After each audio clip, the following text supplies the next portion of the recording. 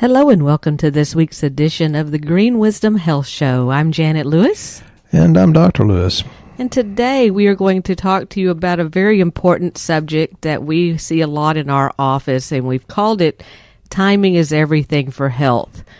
How many of you out there have experienced a disease or a health setback, either for yourself or a loved one, that you wish that you could just turn back the clock and took a different path or helped them choose a different path other than the one they chose because of the outcome that happened?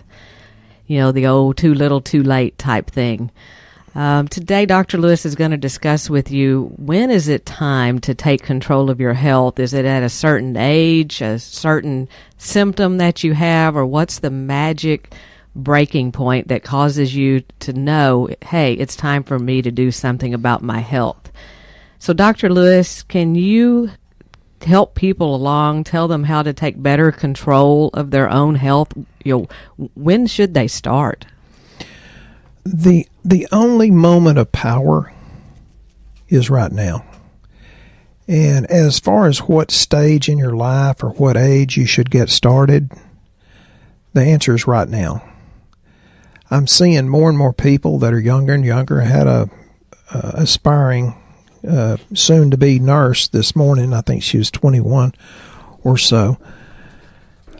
And she realized that at 21, she shouldn't be on the drugs. She shouldn't be gaining weight. She shouldn't have stress, anxiety, depression, OCD, lowered sex drive. And she said, I don't want to be on the 15 drugs that my daddy's on at 50-something. So the point is that we're living in a self-made, stress-filled society. Well, we can unmake that too. It's very, very important that you find the reason why. And we only do there's only two reasons why we do anything. We do it because we're trying to avoid pain, or we do it to seek or move toward pleasure. I'm a little bit more of a pleasure seeker, but I still am motivated in some areas to move away from pain. Janet's motivation is a little bit of both, and ideally it should be a balance. But folks, we have to get the mental, the spiritual, the physical, the nutritional, the financial, the marital relationships balanced, because we can get rid of this stress, and part of it's just thinking differently. And you don't just feed your body with our really good, outstanding supplements. You have to feed your mind. You have to feed it positivity. You've got to hang around people that bring you up, the people that make you feel like they're a little ray of sunshine and you feel better because they came in and brightened your day. There's a scripture somewhere in the Bible that says something to the effect of, a wise man foresees danger and takes precaution, but a foolish man ignores it and suffers the consequences. That should say it all. That's really good. You know, a lot of people think that you wait until you're older, until they start trying to give you prescriptions and that kind of thing, before you start trying to regain health. Is it true that if you've waited to that point in your life, that that's really when you need to start getting better? Because, you know, you're young now, you know, you have all this youth still going on. You don't really need anything extra, right? Well, along with youth comes foolishness, or at least that was true for me. Here's the thing. All things can create momentum. Good health, consistent habits can create momentum toward better health, better energy, having a better mental outlook. But disease or symptoms can create more and more momentum. So if you have a constant headache, you know, while it may be a noble thing to want to kill the pain of the headache, but you didn't get that because your body ran out of ibuprofen. And it's not wrong to do that, but you need to look at the underlying cause. You don't want the momentum of symptoms and disease or disease processes gain the momentum, because it's like trying to stop a freight train that's going 80 miles per hour. It's easier to stop it when it's going 1 mile per hour and reverse the course, take a different track or take a different turn toward health. Well, you know, and I think for us in the healthcare field, there's been a pivotal point in our careers where we said, hey, we want to do something that helps other people get well. And I guess my question to you, Dr. Lewis, and for those of you that are new to what we do here, we practice basically functional medicine, which we will explain the difference in that later. But was there a certain point or pivotal point in your career that you said, I want to work in natural medicine? Yeah. Watching your daddy die when you're 15 years old and he was 53 from IBS, ulcerative colitis, whatever it was, and the medical profession is a really good profession. I have the greatest admiration for them, but the doctor says, well, we might have given him too much cortisone and precipitated the heart attack. We don't ever know. But I remember the pain of having a daddy die early and all the hardships that brought on my mama and all the kids. And it's, a condition that you can treat naturally to much, much success. And I went through 5 different medical procedures for my gut problems, and I had them when I was a kid. 5 different diagnoses, 5 different treatments, none of which worked. And then I found a naturopath / chiropractor in Arizona, stayed out there about 4 months, and he gave me a lot of nutrients and taught me how to eat a little bit different and how to think a lot different.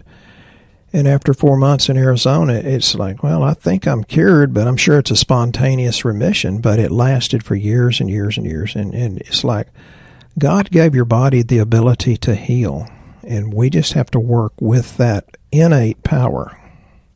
That's good. For me, getting into this, it was about watching my grandfather. We have people coming here all the time and go, well, I'm a type 2 diabetic, and it's just genetic. I got it, and it's inflicted itself upon me, and now I have it. They say, well, it runs in my family. Right. And my pivotal point, when I was 9 years old, I watched my grandfather get both of his legs cut off to type 2 diabetes, which was a very controllable thing. At that time, we didn't know that, but to see him roll around in a wheelchair, and he was a very vital farmer for many, many years, broke my heart, because I thought, really, this is what you get for getting older? And he was only 70-something at that time and had no legs. And so for me, it was like, there's got to be another answer to this. Can you prevent type 2 diabetes? You bet you can. You ate your way into it, and you can eat your way back out of it, which leads me to another question about sugar. There's a lot of talk around sugar being toxic in the human body. Dr. Lewis, do you think people should be cutting it out of their diet? The short answer is absolutely, and we covered a little bit of this last week on the podcast. And whoever they is, we all have those anonymous theys in our life and in our belief systems. They began to demonize butter in 1953. You've heard me say that. That's even before I was born. And they started demonizing fats. Well, it was the sugar industry that did that. And even Kellogg's said, we do not apologize for putting sugar in our cereal.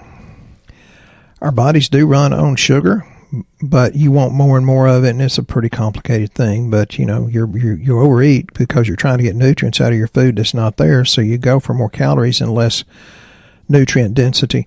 Fat is where it's at. Now, there's a lot of misconception about fat, too. They say, well, trans fats are bad.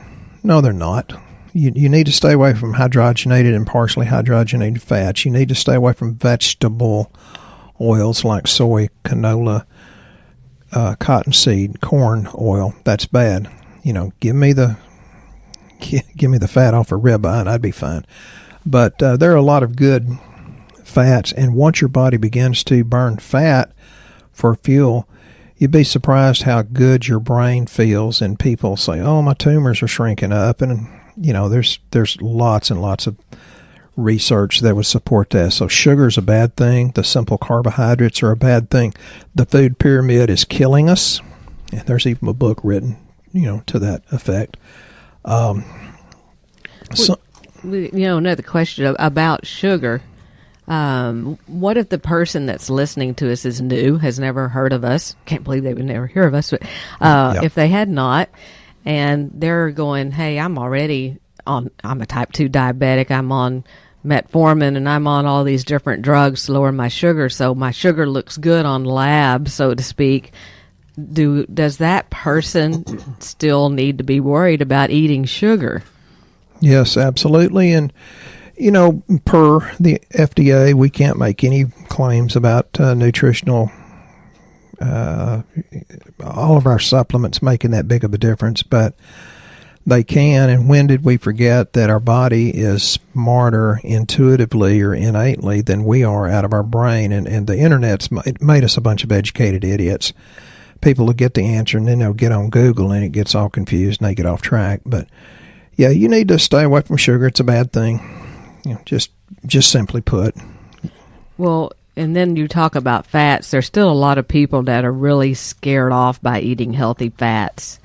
So what can you say to that person to switch their mindset about eating fats, because it has been demonized for so long? What fats should they eat, basically, and which ones should they stay away from? How do they have it in their head that this is so bad? Well, trying to keep a podcast short, and I've got several hours of information to try to fit into 30 minutes. The dietary fats that are actually therapeutic and can do great things are fish oil, but it has to be a good one. There's differences there. Primrose is good. Borage oil is awesome. MCT oil is incredible. Lecithin, especially if it's a sunflower and from organic sunflower. Hemp is good. Sesame, CLA, I think shark oil is, although you don't see that very much. You can get some good oils from rice bran and wheat germ, but I'm a pretty anti-grain kind of guy. And black currant oil, then those are the therapeutic ones, and the higher the dose, the better. We could have a whole podcast on that because we've got a new fish oil coming in that's just full of enhanced phosphatidylcholine. Which means great brain function for you people out there who don't know what he's talking about. Or for young ladies that are pregnant and want to develop a kid that's smarter and their brain's better developed. But just regular good dietary fats would be like olive oil, safflower. Some people say soy, but I have a tendency to stay away from soy. Walnut oil is great. Almond and pecan. You've heard me say that Janet and I use pecan. Avocado oil is awesome. Cashew, coconut, palm. Butter is great. Ghee is great. Pumpkin is great. Some people say canola, and I disagree with that. I think canola's poison. The bad ones are the hydrogenated or transhydrogenated, the ones that are oxidized from fast food deep fryers, basically, and not having enough vitamin E. Olestra also is a really bad one. What is it, Olestra? Yeah, that's the one that made you have, they said, well, you could have anal leakage. That means poop in your pants, for those that don't understand. What's Olestra made from? I don't believe I've ever heard of that one. I haven't seen that in the grocery store. Well, it kind of lost its momentum when people started soiling their pants. Ah, I can understand why. Interesting. If it's made by man, you probably ought to defer back to something that's made by nature. Let's keep that simple. Okay, speaking of soiling your pants, how about leaky gut? Is that soiling your pants or soiling your insides? It's a term that seems to be popping up more frequently now. What is it for people, that don't know what leaky gut is? For people that have leaky gut and know what it is, what's the first step you should take to fix it? There's 4 R's. Number 1, remove toxins. And Janet and I are just stressed out as we can be because we're trying to figure out, we've got finally a really good company that can blow the information into an entire new galaxy about food sensitivities and food allergies and wheat zoomer and the neural zoomer. And leaky gut. Yeah, and I'm sorry, folks, we've been working on it for months. It's really tough to get all this sorted out, but we're working on it. So it's going to tell you what you're really sensitive to, what you're allergic to, and then first R is remove the toxins, remove the bad organisms, and remove the harmful foods. The second R is replace digestive enzymes. Well, we give out digestive enzymes like they're candy, and people will get better. And it's not just digestion, it's immune system, because guess where the majority of the immune system is? Yep, GI tract. The third R is reinoculate friendly organisms, and Janet and I have been working on all kinds of different probiotics, and we're trying to slim it down to about 6 or 7 different choices.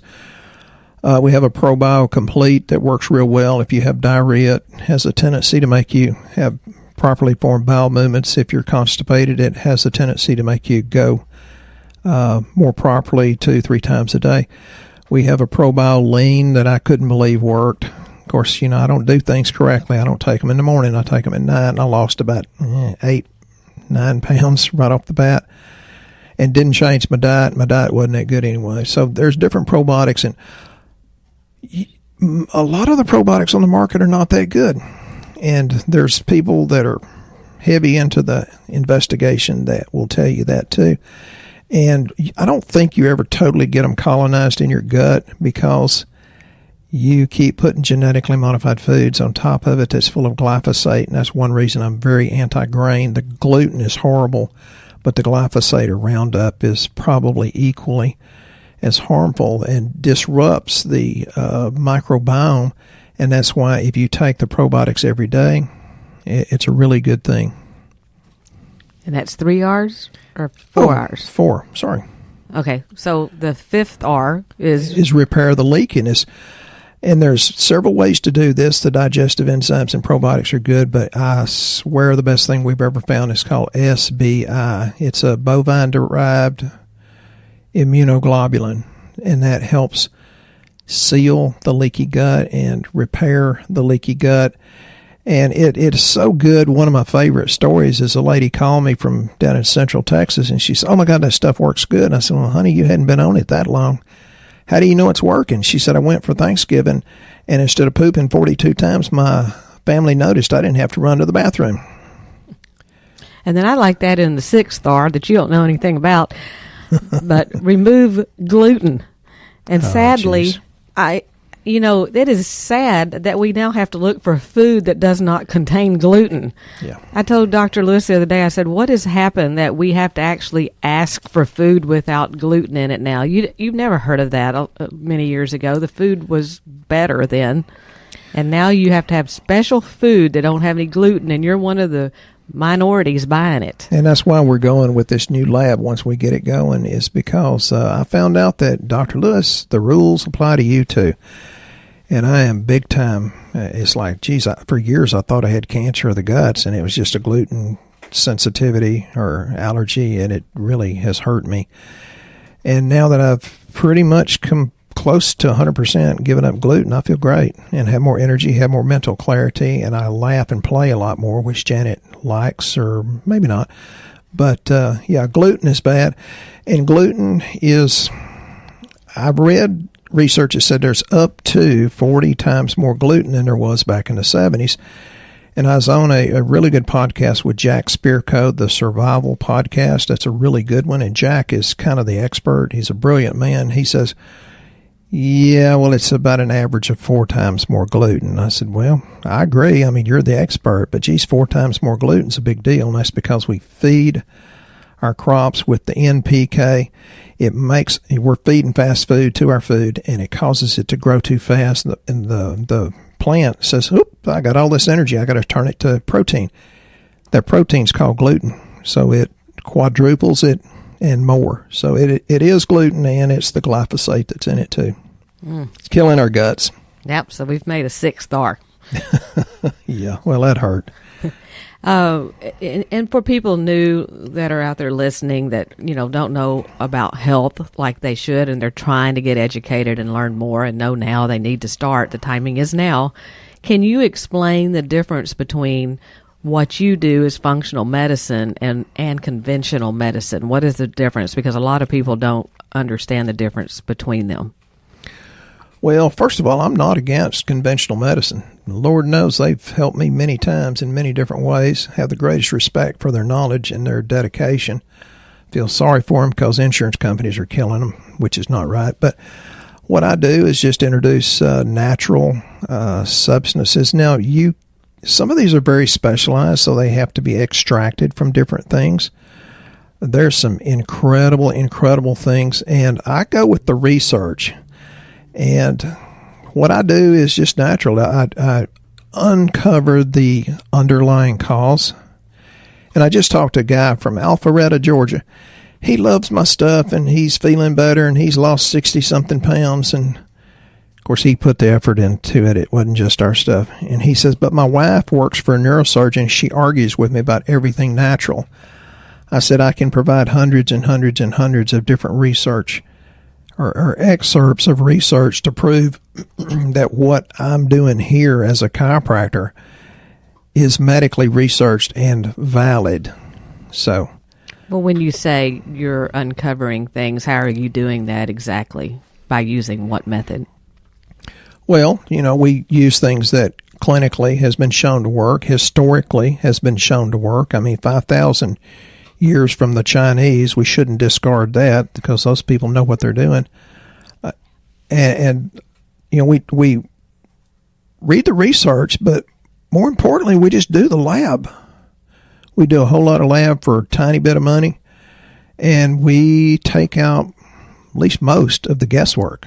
So it's individualized programs based on each person's lab work, not just everybody going to a health food store so much. So that makes it functional medicine, correct? Because you're using lab work to analyze what they need nutritionally. Yeah, and this is a simple thing. I mean, melatonin, and everybody knows about melatonin.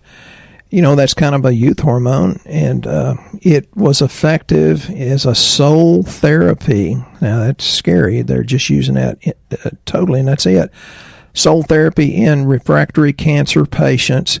That's the ones that have not responded to other conventional therapies. And it gave these people improvement in quality of life and control over cancer growth.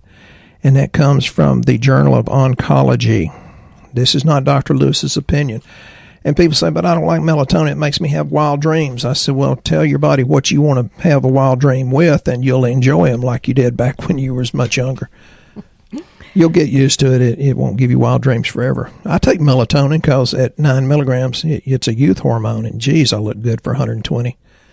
Okay, we've got one final question that's going to be really great at the end I'm going to ask, but I want to make sure that I have addressed these questions that we get sent weekly, and we do appreciate that. And if you're wondering how to send questions to us, it's on Dr. Lewis's Shooting Straight closed Facebook group. Please join. I love talking to y'all. Ask to be added in. He'll add you in, and then you get to join the commentary. But this particular week, they were talking about vitamin D. Dr. Lewis shared an article about vitamin D, and he's asking our clients and people that are on the group if they're taking enough.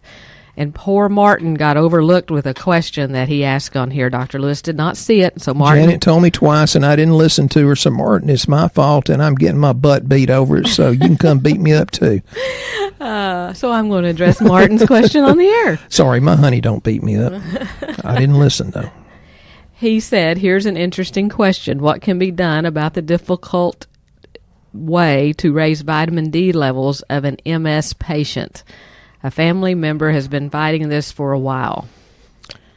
We have micellized vitamin D, which is, that's a droplet. And micellized means it's put down into such a small particle, it's incredibly absorbable. And, you always, maybe not always, but many people have to fight family members. I don't know. You have to have people on board. And, I don't care how much good you do. If you look for bad things to happen, it will happen. I've seen people do that. It says, well, what kind of bad effect, what kind of side effect am I going to have? I said, whatever you're looking for in fear. But, the micellized vitamin D would be my choice. It's most easily absorbed.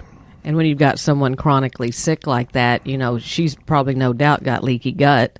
Yeah, in MS, you need the new fish oil with that is really good for brain and nerve regeneration. And yes, there's research to back that up too. And it's called NeuroSupreme, you guys. If y'all are going, I wonder what that good fish oil is called. It's called NeuroSupreme. Because I didn't remember because I hadn't taken it yet. But you'll remember because it says supports brain health on it. Huh? But people with problems like MS have a hard time absorbing anyway because they're already ill. So, like you said, the stuff that breaks down really easily would help more because they can't get it in the cell like a normal person does. And there's some research that points to environmental toxins causing MS, at least in some cases. And then people say, well, everybody's got the same environmental toxic load. It's like, yeah, some of them actually detoxify and some don't. So I'd say let's just clean the body up and see what happens. I don't think, I don't treat cancer. I don't treat MS. I don't treat myasthenia gravis, but the last guy that came in with it, Lord, he's up and walking and swallowing again and doesn't fall off when his muscles go rigid. And it's just doing some nutrients. It's amazing how that works. Yeah. We also have Laura that asked if you could discuss the colloidal silver and its uses and risks. Yeah, that question, Laura, came in right after, we were doing the podcast last week. Laura's a real sweet lady up north, and you get different opinions on colloidal silver. I personally think you should never make your own because it does make a difference, the particle size.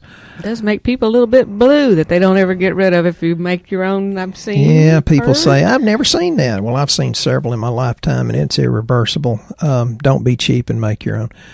Don't be a Smurf. Yeah, we have it. I use it very, very, very cautiously.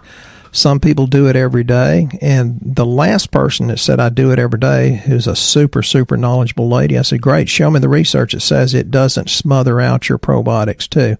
She said, I'll get you the research. Yeah, 3 months later, I still hadn't seen it. I only use it as a last resort.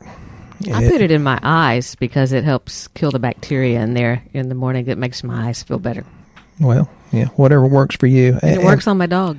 And I do, well, she's pretty, but I do use it, but I use it very, very cautiously. I don't think that's something that should be used every day. And even though it's a good antimicrobial, I'm still not convinced. I've not seen the science that says it doesn't kill your good probiotics also. So until I see the research and they convince me, just use it as a last resort. And that's why we love you, because you are reading all this research and you keep it all in your little head.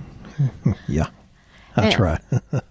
My final question to you and the listeners out there, Dr. Lewis, what can you tell people that the key is to a long, healthy life? Number one, start eating half as much and eat good. Number two, you be consistent. Like there's this guy, Gary, up in Amarillo. He's just consistently and quietly doing it. There's a guy named Rob up in Lake Orion, Michigan. He said, I don't need to talk to you. Just tell me what to do. Years and years later, Shauna and Raphael in Arizona, Brian in Nashville. I mean, I could go on and on and on. The people that are consistent get consistent results.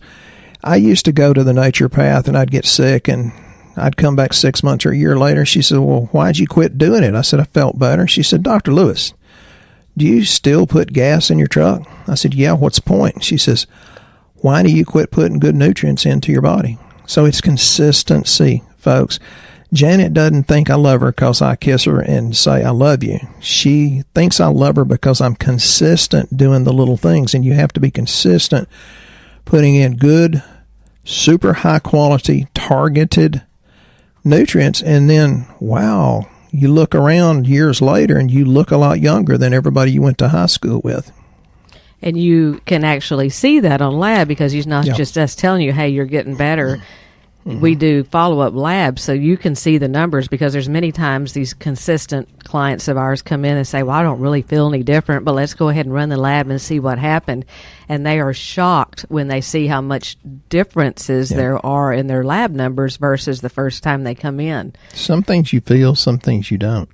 The one thing with natural medicine, and you don't really ever get told this, but it takes a minimum of 3 months for the body to actually stop what it's been doing and start going the other direction to get well. The momentum I talked about earlier. Right, so it's a minimum of 3 months, and then it's a month for every year you've had the issue. And people scratch their head and say, "Jesus, it's going to take forever." It's like, well, you didn't get started 20 years ago. Well, that's why we tell you to start now. I mean, because when you're young, look, that's less years. You got to reverse something. You can invest a little bit in your health all along, or you can be devastated and bankrupt from your illnesses. And folks, let me just slip this in. I've talked to several people lately that talked about how much they enjoyed the podcast.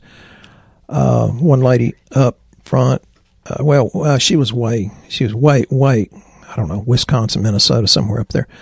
And then talked to Claudia in California that was surprised I called her. It's like, well, I'm not a rock star, and I know I have a Texas drawl, but I try to be knowledgeable, and I try to listen to my discerning spirit when I make decisions for the betterment of your health. Thank you very much for your encouragement. It really does mean a lot to us. Yes, it does. And we appreciate all you consistent clients we have out there. And for those of you that this is your first time to hear this podcast and didn't know we were even here, go to our website, greenwisdomhealth.com. Get started today. Fill out the health survey. That gets you started. It'll recommend you a lab panel. It'll send you to a lab close to where you're located. And we can do this throughout the United States. So there's no need to say, hey, I live too far away. No, you don't. We can help you anywhere. There's no time like the present. So it is a gift. And with that being said, we'll be here next week on the Green Wisdom Health Show. Once again, our show has come to an end, but your hope in your health is only beginning. If you or a loved one are in need of a different outcome and are waiting for a brighter future, take the first step and go to our website and fill out the health survey. Please don't keep us a secret. If you know someone that could benefit from this podcast, please share this show with your friends and family. You're only one step away from a life worth living.